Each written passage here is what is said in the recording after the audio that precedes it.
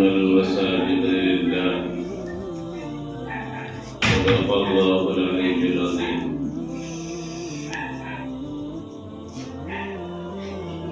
محترم بزرگ دوستو، دینی ایمانی بھائی، یہ مسجد اللہ کا گھر، اللہ کی ملکیت ہے. ان گھروں میں رہ کر کے اللہ تبارک و تعالی نے وہ سکھلایا ہے جو کسی دوسرے قوم کو حاصل نہیں ہوا. اللہ نے ان گھروں میں رہ کر کے وہ سکھلایا ہے جو دوسرے قوموں کو حاصل نہیں ہوا. توجہ رکھیے، دوسرے لوگ جن چیزوں سے محروم ہیں. نمبر 1، اللہ کو اللہ جاننا. اللہ کو اللہ جاننا یہ اللہ نے ان مسجدوں سے سکھلایا ہے.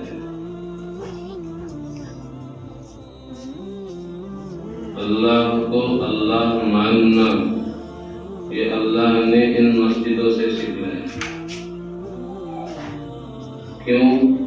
آقا علیہ الصلوۃ والسلام کی نبوت میں، آپ کی رسالت میں، ارشادات عالیہ اور تعلیمات نبویہ میں سب سے پہلے مسجد کی تعمیر ہے، بعد میں اللہ کا.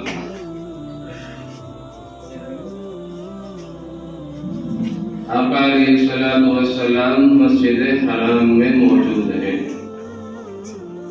اور اس سے پہلے چلے جائیے مسجد حرام کے اندر تو بعد میں آئے گا. پہلے دار ارقم میں، دار ارقم کو اللہ کے نبی نے مسجد بنایا. کوئی اس چیز کو مانا نہیں کر سکتا.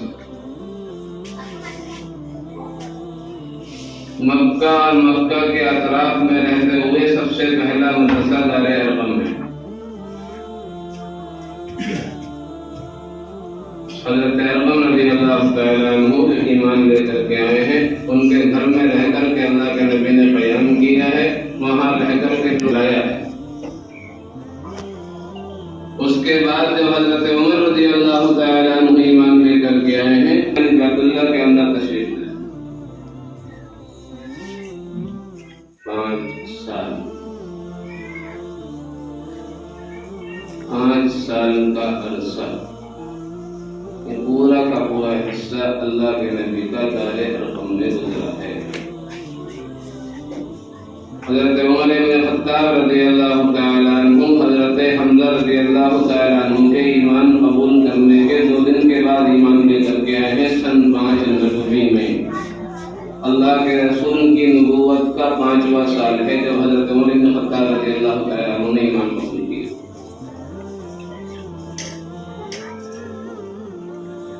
تو ایمان مسجد کے اندر، تعلیمات نبویہ مسجد کے اندر، نکاح اور شادی بیاہ مسجد کے اندر، کسی کے طلاق کا مسئلہ اس کا حل ہو مسجد کے اندر، مہمان آنے والا ہو مسجد کے اندر، بچوں کی پیدائش کا مسئلہ ہو مسجد کے اندر. ساری کی ساری چیزیں سکھلانے کے لیے اللہ کے رسول نے مسجد کا دروازہ کھولا. حتیٰ کہ خود آپ علیہ الصلوۃ والسلام کے فیصلوں کی مجلس وہ مسجد میں لگتی تھی، جسے منصب قضا کہتے ہیں. کون سی چیز چھوٹی ہے؟ ہمارے یہاں کیا ہے؟ شور شرابے کا کارخانے کا نام مسجد ہے. شور شرابے کے کارخانے کا نام مسجد. اس سے زیادہ ہمارے یہاں کچھ نہیں ہوتا، نہیں ہونا چاہیے.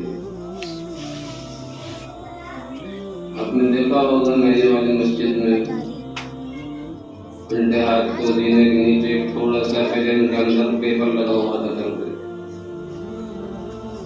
اب لگا ہوا ہوا ہے یعنی پہلے تو سب سے پہلے وہ سامنے تھا، اس کے بعد وہاں ہٹ کر کے وہ نیچے آ گیا. مسجد اللہ کا گھر ہے، عبادت کا مقام ہے، یہاں بات کرنا مطلق حرام ہے. یہ لکھا ہوا آج ہے یا نہیں پتا.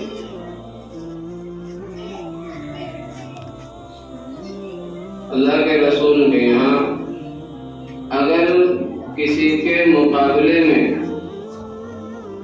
شعر و شاعری کرنی ہے تو وہ بھی مسجد کے اندر تھی. حضرت حسان بن ثابت رضی اللہ تعالی عنہ کے لیے حضرت ابو سفیان جب ایمان لے کر کے نہیں آئے ہیں، ان کے شعر کے جواب میں شعر کہنے کے لیے اللہ کے رسول نے حضرت حسان بن ثابت رضی اللہ تعالی عنہ کے لیے اپنا منبر خالی کیا ہے. حسان یہاں بیٹھو، ان کے شعر کا جواب شعر میں دو. یہ سب مسجد میں ہوا، لیکن شور شرابہ نہیں ہوا.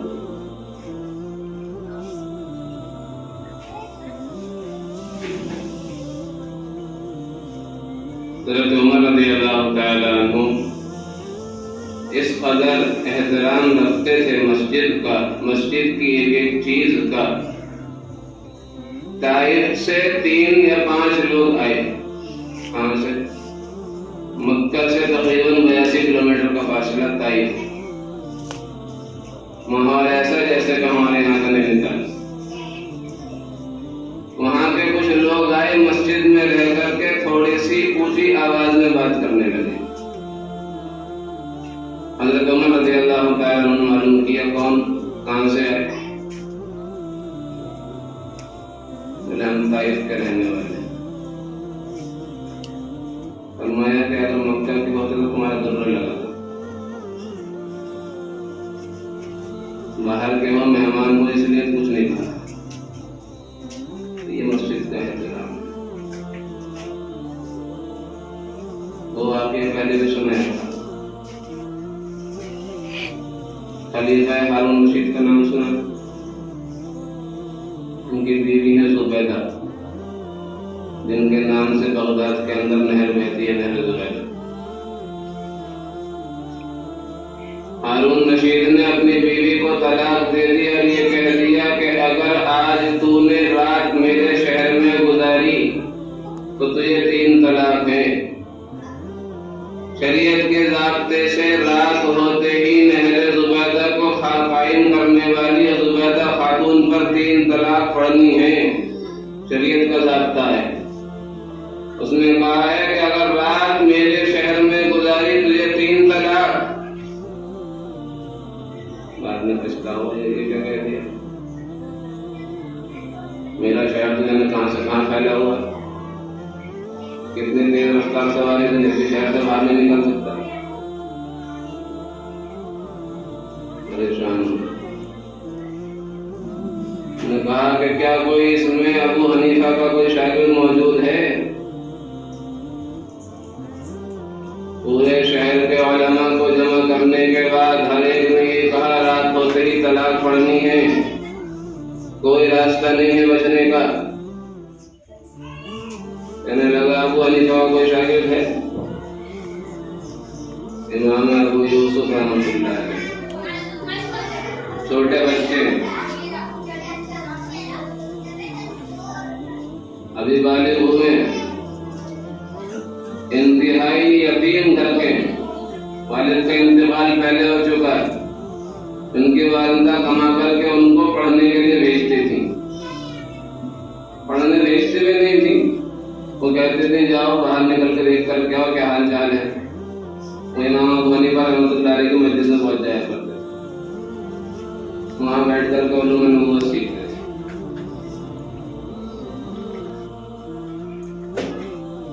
امام ابن حجر اسقلانی انہوں نے اپنی کتاب میں لکھا کہ جو وزیر مروان کے ہارون رشید کے دربار میں بیٹھتا تھا اس نے بتایا کہ وہاں ابو یوسف موجود ہے. ان کا نام ہے ادریس بن یعقوب، لقب پڑا ہے ابو یوسف. انہوں نے آ کر کے جواب دیا. توجہ رکھو، یہ واقعات اس لیے نہیں سنائے جاتے قانون کی عیاشی کے لیے، بیان کرنے کا مقصد یہ ہے کہ برادری کا ہر بچہ اس قابل ہو کہ یہاں پر مصلی پر کھڑا ہو کر کے نماز پڑھائے۔ لا پوری کرتی ہے ایک علاقے والوں کو، کام کرنے کا مقصد یہ ہے، دلی طرف یہ ہے کہ اس قابل ہونا چاہیے کہ مسجد کیا کام کرا کر کے مسجد کا مصلی سنبھالنے کے قابل ہونا چاہیے۔ کوئی نہیں ایسا کون نہیں ہوگا جو نہیں چاہے گا میری اولاد میرا بچہ مصلی کو کھڑا نہ ہو؟ ہے کوئی آپ میں سے ایسا؟ بولو، ہر ایک چاہے گا نا۔ تو اس چاہت کو پورا کرنے کے لیے محنت کرنے کے لیے کوئی تیار نہیں ہے کہ نبی کا مصلی ایسے ہی مل جائے گا۔ یہ اس لیے سنا رہا ہوں، 16 سال کا بچہ وہ اتنا ماہر ہو چکا ہے کہ کھڑے ہو کر کے جواب دیتا ہے، اس کے باپ دادا کے عمر کے لوگ مجلس کے اندر موجود ہیں، وہ کھڑے ہو کر کے کہتا ہے طلاق نہیں پڑے گی۔ کیوں؟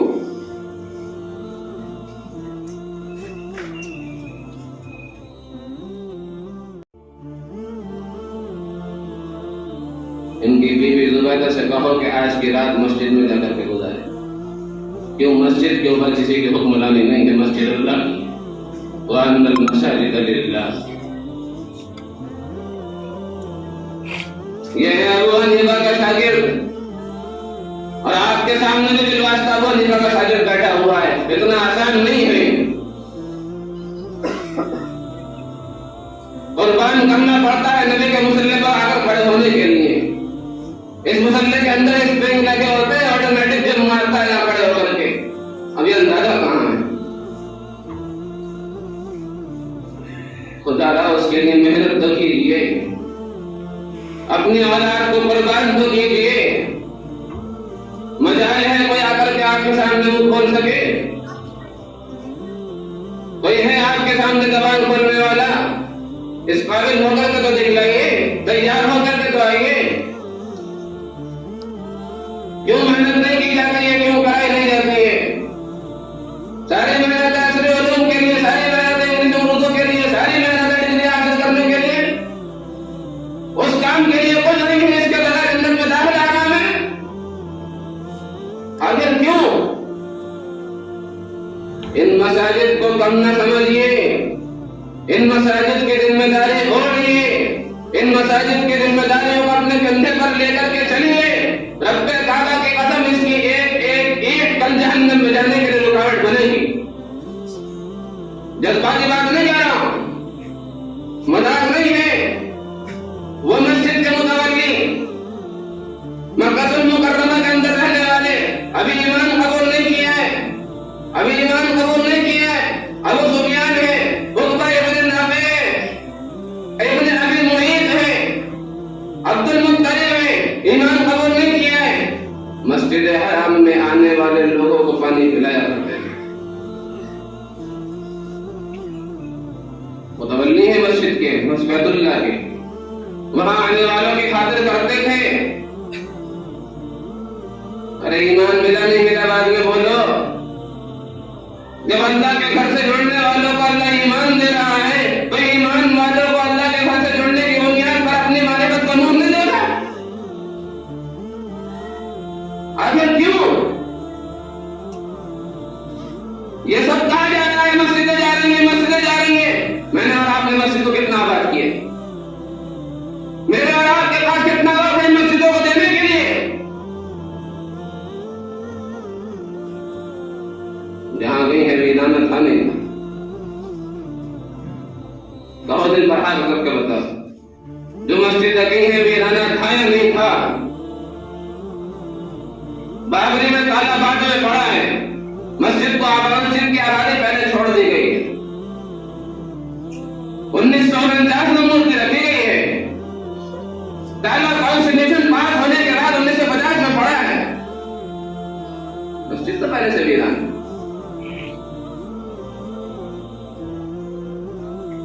قبضہ کرنے کے سو برا لگتا ہے؟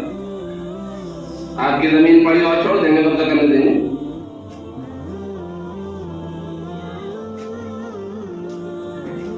چلی گئی کوئی بات نہیں، بس ختم ہو گئی۔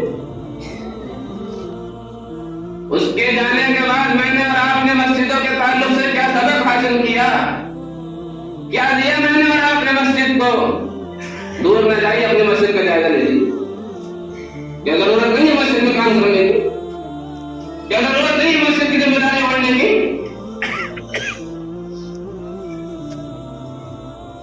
کیا مسجد میں کام ہوتا ہوا نظر آتا ہے تو کوئی ہاتھ آنے کا انتظام نہیں ہوتا؟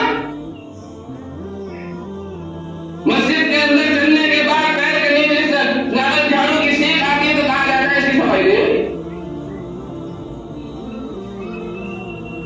کیوں آپ کا حق نہیں؟ آپ کا حق نہیں ہے؟ اگر گندگی ہو رہی صفائی کرنا آپ کا حق نہیں ہے؟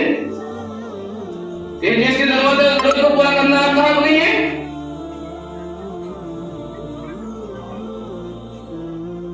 ساری صلاحیتیں، ساری زندگی، ساری قوتیں، ساری طاقتیں کسی پر صرف کر دی جائے، میری ناخوشی ہو جائے، میرے رشتے دار مجھ سے راضی ہو جائے، ان کو خوش کرنے کے لیے جو چاہے کرنا پڑے کیے جائے۔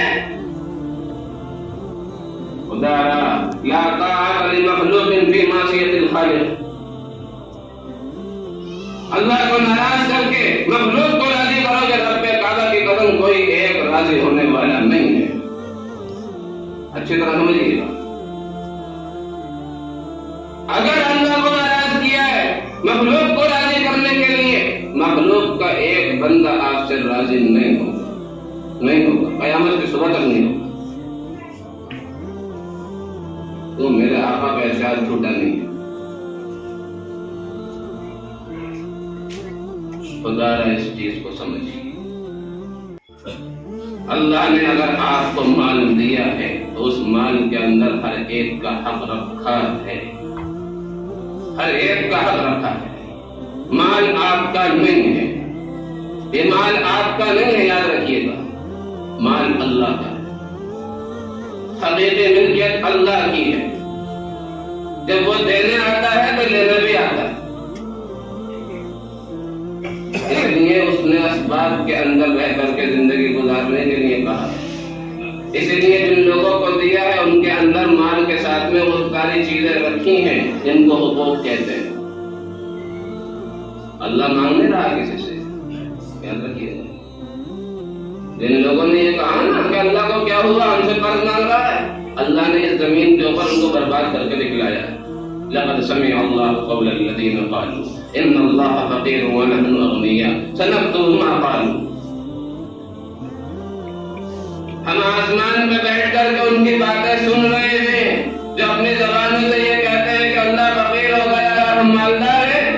سنکتب ما قالوا، جو اپنی زبانوں سے نکال رہے ہیں نا، ہم لکھ رہے ہیں۔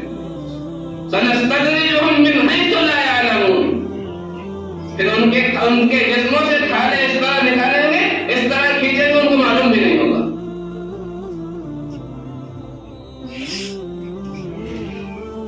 یہ نا بات قرآن کریم پڑھی،